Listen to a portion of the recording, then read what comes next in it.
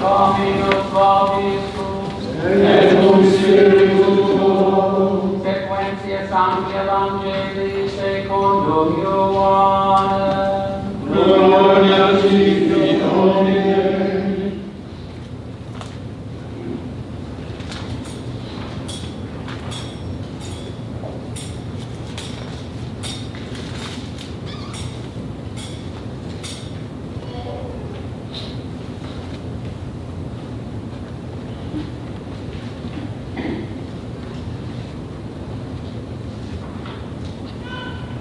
In illo tempore, dixit Iesus discipulis suis, si quis diligit me, sermone meum servabit, et pater meus diligit eum, et ad eum veniemus, et mansionem apud eum faciemus.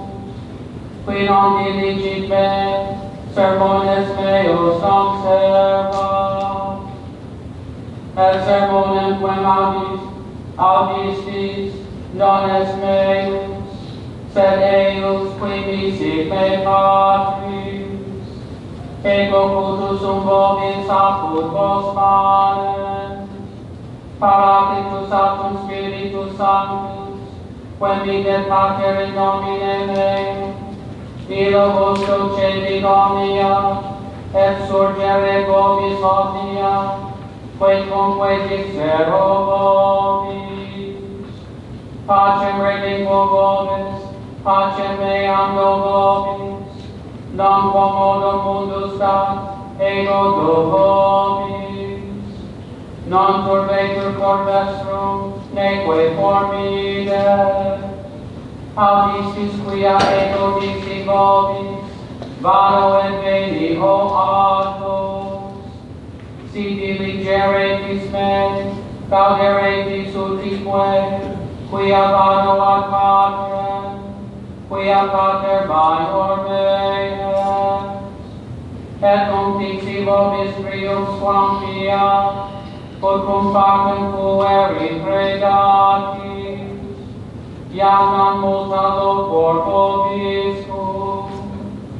Veni egam principes mundi huius, et in me non habet quid quam, sed in conoscat mundus, quia diligo Patrem, et sicut mandatum Dei spigi, Pater sic facio.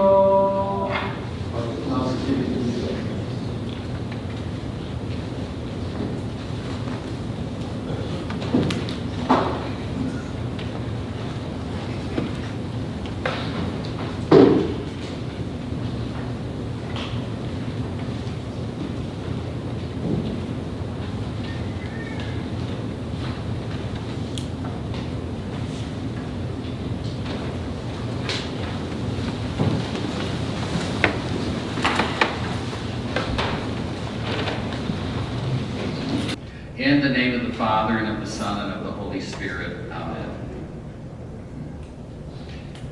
There's more to say, but I'll say it another time. 4th of July is coming, and certainly we all like spectacular fireworks. They are exciting, impressive, exhilarating, at least they should be. The church's first Pentecost had some very spectacular fireworks. The apostles and other Christians were gathered in one place together, the Acts of the Apostles tell us. We don't know exactly where this place was. Probably it was somewhere inside or near the temple in Jerusalem, since right after the fireworks, crowds started to gather. It may have been the same large room where Jesus and the apostles had eaten the Last Supper. We're not certain.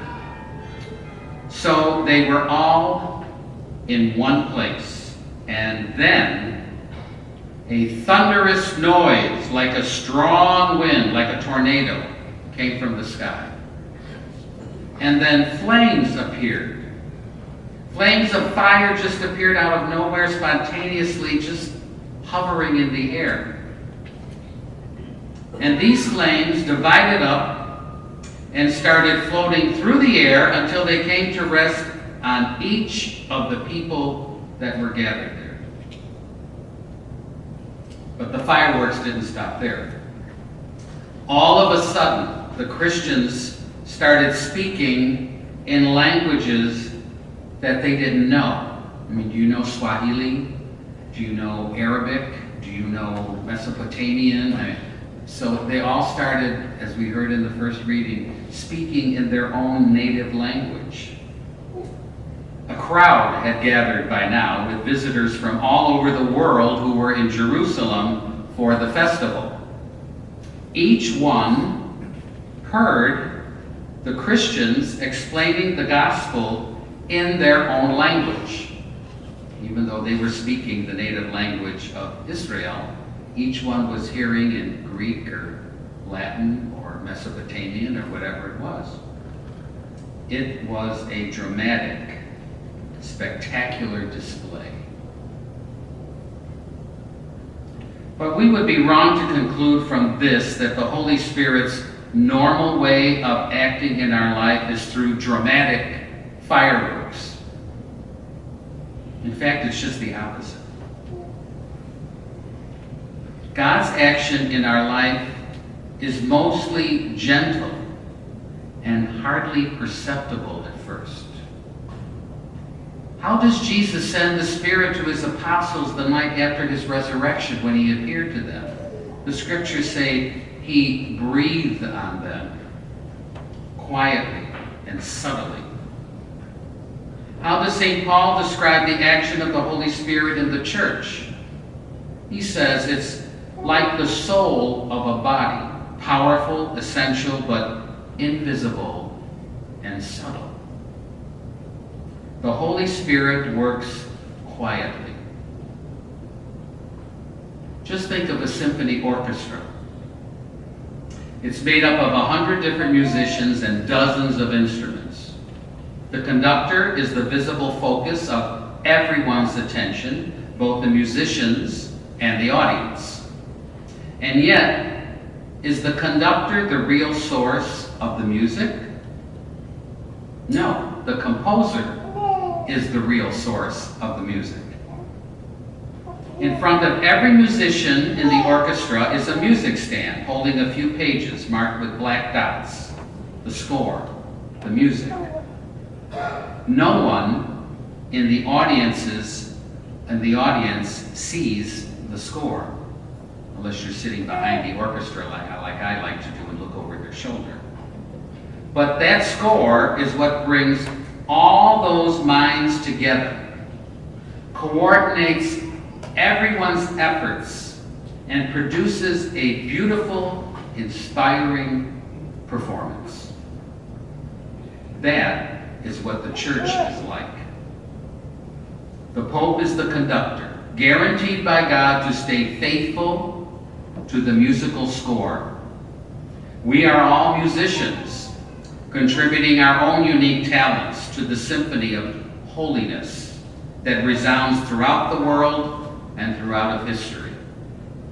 And the Holy Spirit is the living musical score, the one who tells us what notes to play, when to play them, how fast to play them, how loud, and how soft.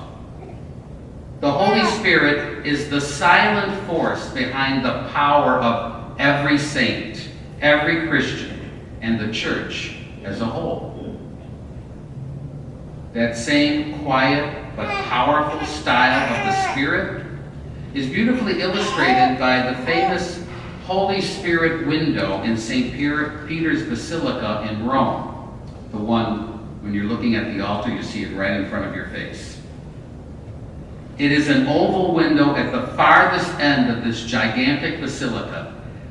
In the center is the figure of a dove. And around the dove are 12 sections of translucent alabaster, a type of marble. It's not made out of glass. It's made out of marble, cut very thinly. And these 12 pieces look like 12 spokes in a wheel. It is the only colored window in the entire basilica. And it quietly suffuses the immense space with a warm, golden light. That was the idea when they built Our Lady of the Angels Cathedral in downtown Los Angeles. The windows in the cathedral are not made of glass, just like that window of the Holy Spirit. They're alabaster, cut very thinly. And the sun comes through, and the whole building has a golden light about it to reflect California, the Golden State. Of course, I think it more reflects the goldenness of the holiness of the people in the building. The Holy Spirit is quiet and subtle and full of transforming power. That's how the Holy Spirit likes to work. The Holy Spirit works quietly, but effectively. Like the life of a vine, which constantly but silently carries nutrients to every branch, especially for those of you that grow grapes, invisibly produces luscious, visible fruit.